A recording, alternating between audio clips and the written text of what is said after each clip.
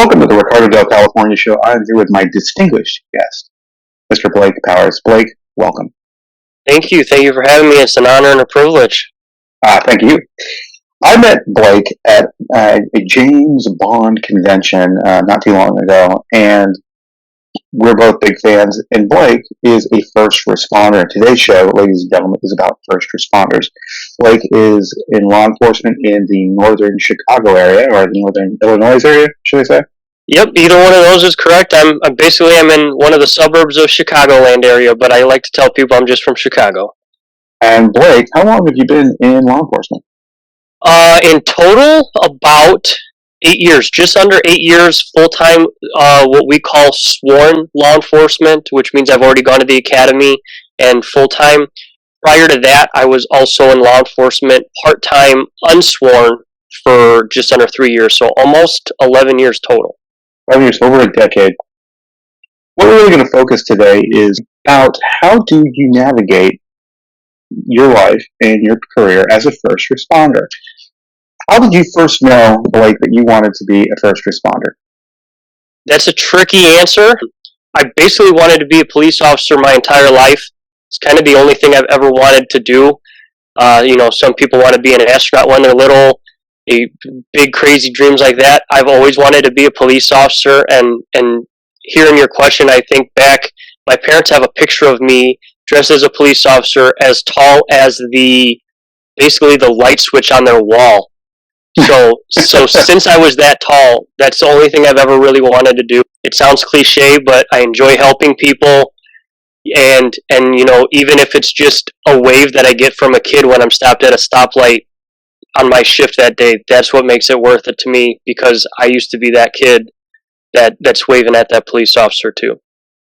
Well, that's really interesting, because a lot of people start off right, an astronaut, or they want to be a pilot, or they want to be, solve cancer, maybe, for our science-minded children.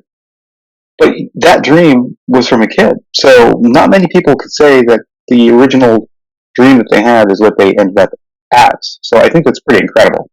I feel very lucky every day. I mean, I speak to some of my other friends that do other jobs, what have you, whatever they are, and there's days where they're miserable or they just complain constantly about their job. Even on one of my tough days, one of my, bad days, it still feels like I'm not working necessarily.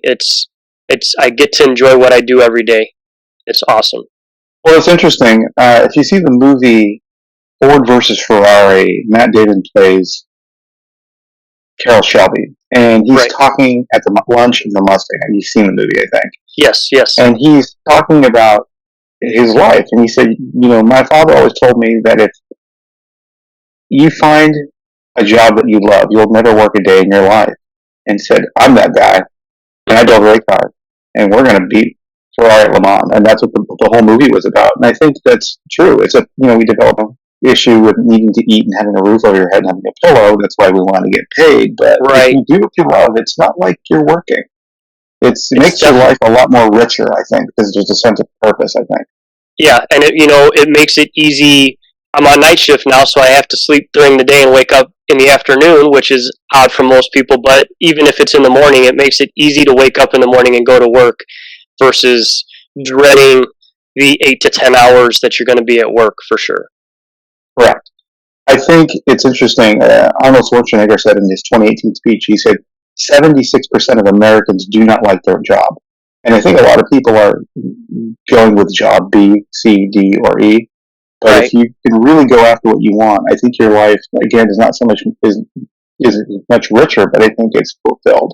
And I'm glad that you have that kind of job. And for people who are watching the show that might be considering going into this line of work, you need to think about, yes, there are certain dangers of this job, and there's a certain level of commitment. However, if it's rewarding, it makes your life so much more full. And I think that is an incredible thing. One of the things I want to talk about is the journey to becoming, a police officer. You already know that you decided to do this at a very early age. What is the education that you had to get into this position? So depending on obviously I'm in Illinois, you're in California. So depending on the state, it is a little bit different. So to the listeners out there, some states might vary a little bit. In Illinois, you get sent to the academy by the agency that hires you. So you don't have to send yourself. Where I know specifically, just locally towards me in Wisconsin, you actually have to send yourself to the academy in order to be, eligible to be hired by most departments. Okay. So that changes based on state. So anybody that's interested in that needs to kind of research that a little bit more, because I don't know how every state is. But again, so as I said, in Illinois, you don't need to go to the academy. Ultimately, you can't even send yourself to the academy. You have to be basically sent by an agency that's hiring you. And with that said, you don't need a criminal justice degree per se in from a college education to get hired. It is recommended, and a lot of departments now are going to. They don't require it, but they give you what's called preference points throughout the hiring process for having an associate's degree or a bachelor's degree, and that's the route I chose. So I got a bachelor's degree, but again, because you didn't need it in criminal justice, my mentor, who was my uncle at the time and also a police officer, suggested I get one in something else that I was interested in. I chose business management, and based on that, because everything's a business, even though law enforcement is law enforcement, if you want to kind of progress and even get promoted, there is some aspect of management and working with people. And so that's kind of what I felt would help me down the road further my career. And that's where I got my bachelor's degree in. And then from there, with that testing for most departments, I believe this is pretty similar throughout most states. You have to pass a written test, which is very similar to like an ACT or SAT type test. Right. A physical test, which does vary based on state, and then an interview, as well as once you get past that aspect, there's several other tests as far as like a polygraph test or a lie detector test is what most people would know, a psychological exam and a physical exam, like a medical exam. And those are kind of that's just like the 1, 2, 3, 4 bullet point steps process to get there. Once you get to that point, that's when you ultimately get hired by that agency, and then they send you to the academy, and you have to, it's ultimately like going to school for several more weeks, but now you're learning, the laws, what you can do, what you can't do, and how to carry yourself as somebody wearing a uniform to get to that point. And then once you get through the academy, which there is a state test for each state has their own state regulated test, similar to like passing the bar or something like that. Once you pass that, you graduate the academy, you go back to your agency, the agency that hired you, and then you have what's called field training, which is basically learning on the job with another officer that's designated as a training officer, and that can vary anywhere between. So my department, it's 4 months, which is on the lower end, but we're not that large of an agency. And then on the larger end, so Chicago Police Department specifically is actually a 26-week program. So that's a little bit 6 months, longer. pretty much. Yeah, because you have to go learn how to drive a police car, weapons training, all of the understanding all the legalities, on the job training. And that's just quite extensive, especially, if you're a young guy or a lady coming into the police force. A job that is obviously taken seriously, and my hunch is you're probably going to stay with this until you retire. Yes, that's another thing that's good and bad about law enforcement. We have a great pension if you get down the road and you're able to work that entire time. But it's kind of funny thinking about how most people that work in what us in law enforcement call the private sector, but basically any other job that's not government or law enforcement or first responders is what I would consider private sector. And a lot of people, they'll work somewhere for 5 to 10 years, and then they might jump to another job based on benefits or pay or just where they're moving. In law enforcement and other first responders, I know it's the same with firefighters and fire departments. In order to really get your pension and earn your pension, you have to stay with the same place for several decades. And so in Illinois, again, this varies on state, but in Illinois right now, you have to work 30 years to get a full pension. For 30, not 20, 30. Yes, so they changed it. So now there's a tier system. So it used to be 20 to be fully vested in your pension, and you could retire at 50. Now it's tier 2, which is I'm tier 2, and you have to work until you're 55 before you can collect, and you have to work 30 years to get a full pension, which Okay. good and bad. 55 is still earlier than most people can retire. So Yeah, pretty that's a much. blessing, but it's also you have to work 30 years in the same place, and that can be, it's fun, but at the same time I'm sure 30 years will be a long time. But I mean, obviously, there's room for growth, and going up to sergeant, going up to who knows, commissioner, if you Yep. will. But it's also setting a presence in the community that of seasoned officers, people who are first responders, a part of Homeland Security, that are committed for the long haul, like a mortgage payment. Yes, But definitely. at the end, you get paid for life and have great, benefits, of course, which is very much earned. So we kind of talked about, your journey through this, through the education, through the training, also some of the perks for people who decide to be what I would call lifers, if you will. In that first year, you encountered a lot of different situations that were even perhaps dangerous, I'm sure. If you would, was there some self-doubt that perhaps you experienced, like, is this for me? Or, again, maybe I need to think about this a little more if I'm going to do this. I think we all go through that in our careers. What was that like for you? You don't have to be too specific, but how did you navigate through that self-doubt to be like, you know what, no, this is where I need to be? So a couple things, and then we'll cap it off with actually a very specific moment where it's kind of solidified as you just finished off the question that this was what I was supposed to be doing. But Sure. it's literally learning on the job. As much as the academy is important, you never know. Every time I go deal with something or I go handle a call, it's never 100% the same, even if it sounds like it's going to be 100% the same. So as much as it's good and it's important to learn in the academy, in the school, Right. No situation is going to be 100% the same. So a lot of it is learning on the job, thinking quick on your feet, and with that, there's going to be mistakes.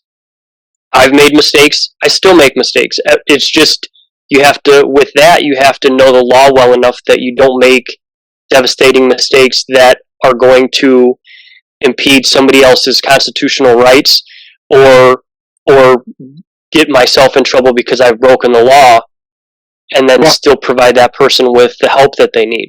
That's the biggest part of that. And that's having integrity. Yes, that's for sure. Yeah. That's a huge part of law enforcement as well, as having that honesty, that integrity, and being able to do what you have to do. Where I felt the most doubt when I first started testing to become a police officer, testing/applying. I use the word testing, but that's basically meaning applying. Was during the recession, and so with that, most departments weren't really hiring anybody.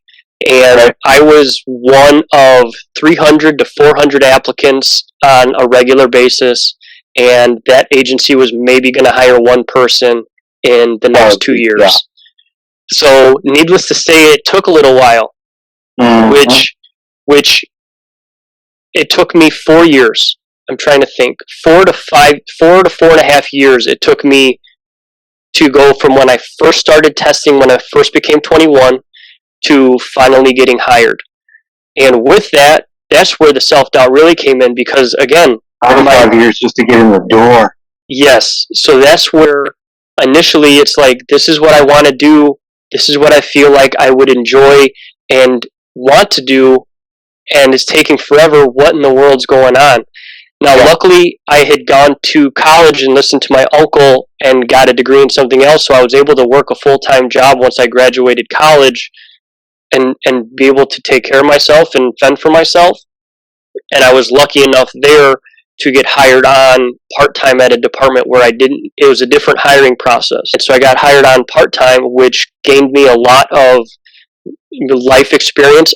I'm a baby face, so that never helped even once I got hired. They call 911 because, we never deal with people at their best. We always deal with people in their worst moments. In severely traumatic situations. Yep. And so they've called 911 for help, and here walks in this kid wearing a uniform. So that would be a difficult thing that I had to overcome and learn. And really, with that, is just the maturity as you grow, and the experience just kind of builds on that. But like I was saying, I had the fortune to be a part-time officer at a different department, and that's where I gained the nearly 3 years of experience in that. Wearing a uniform, dealing with the public in that uniform, because that's a whole lot different. You have different conversations with people, and they treat you differently, and vice versa. You have to treat them differently when you're wearing that uniform. And there's an image to portray, and also a legacy of integrity, of duty, yep. right? And you are the face of the community. Yep, and I'm not just dealing with presenting my community.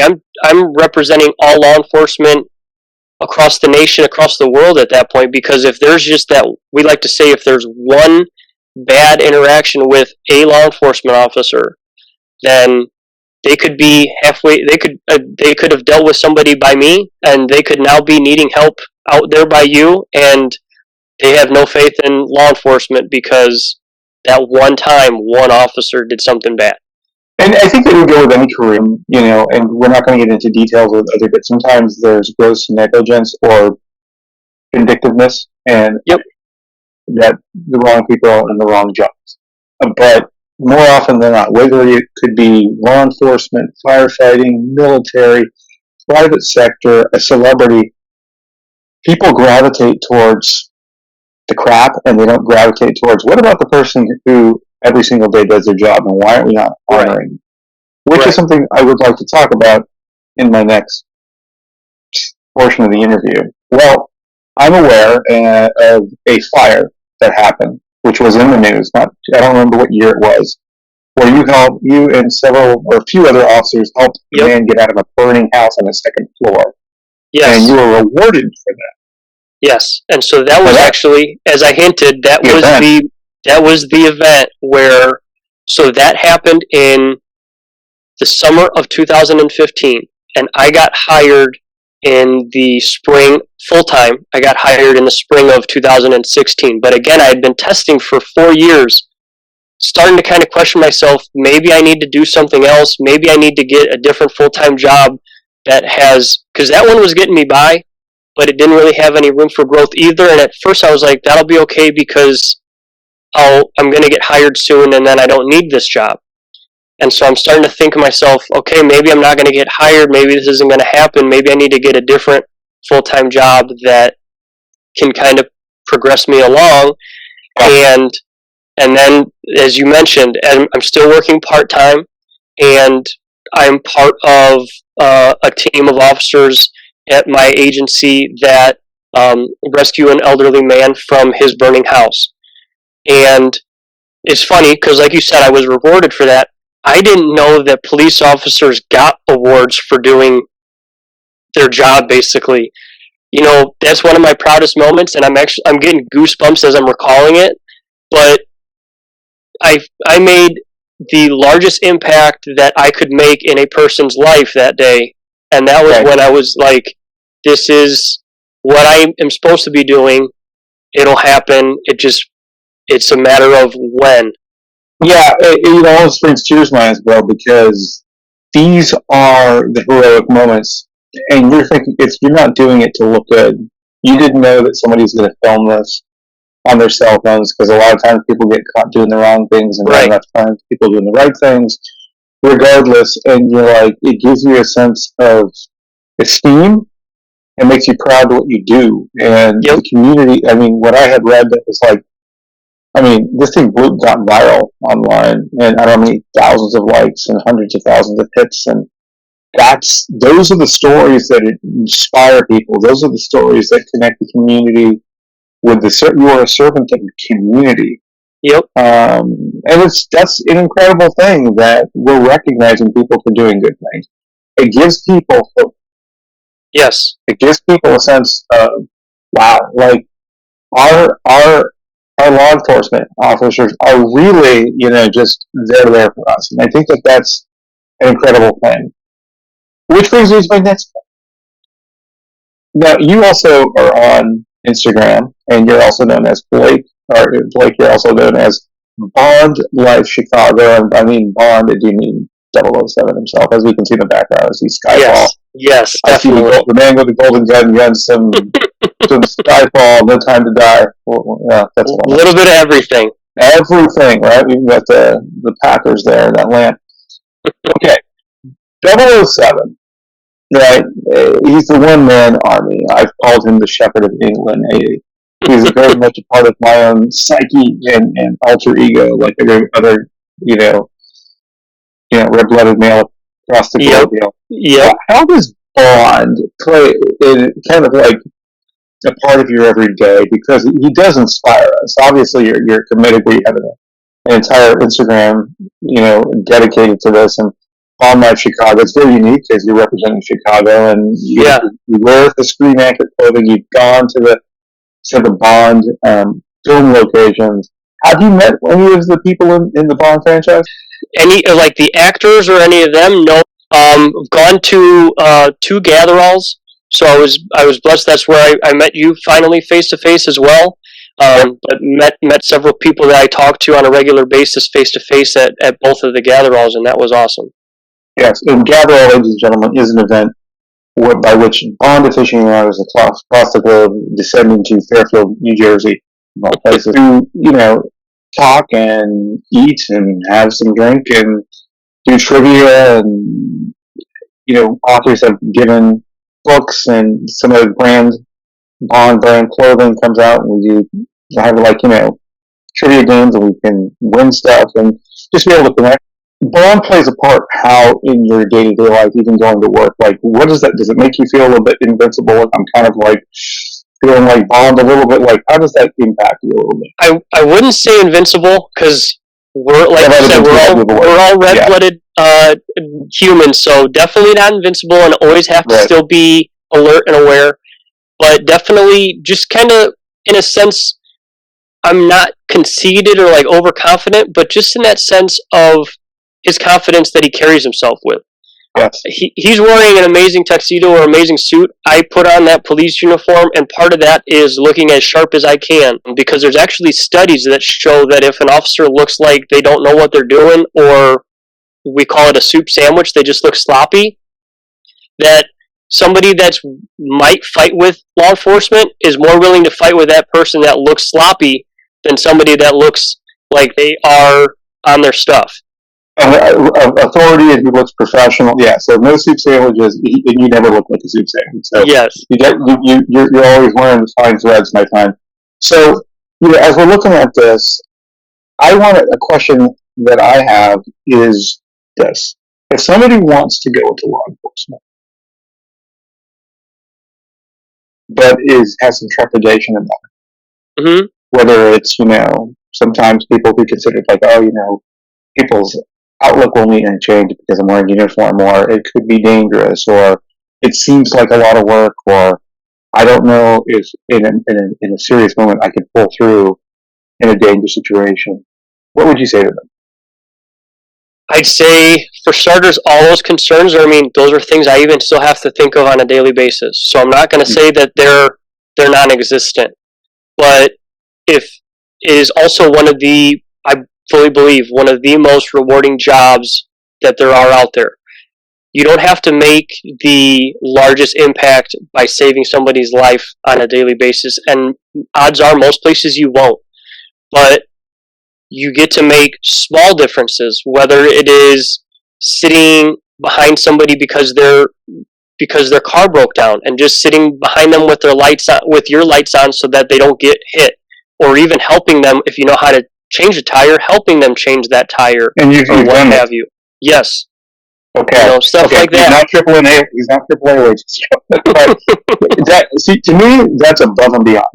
Yeah, and it's not part of my job title, but I'll do it because it'll help this person that's stranded there. And again, I'm trying to think of other small little changes or little things, but on a daily basis, I make it, whether it's just a minute difference to help somebody or to make a positive impact in somebody else's life. And to me, that makes all the risk and all that other stuff worth it, because it's so rewarding. I know it sounds cliche, but to me it is that rewarding that happens. Yeah. Right. Because with all the fear that can happen, with all the danger, if you have families, kids, wives, whatever, those sometimes you worry about these things, obviously on a daily basis. Yep. But through all the education, sweat, blood, tears, sometimes laughter, sometimes, looking at tragedy, when you're making a difference, when you go home and saying, I impacted somebody's life. Even a kid who feels safe because he's at a bus corner and there could be a bully nearby and you pull up, that kid feels invincible for a minute because he knows you've got his back or her back. Exactly. I think it's great. So, Blake, once again, thanks for being on the Ricardoville, California show. Thanks for keeping Chicago safe. Please subscribe, and I'll see you real soon.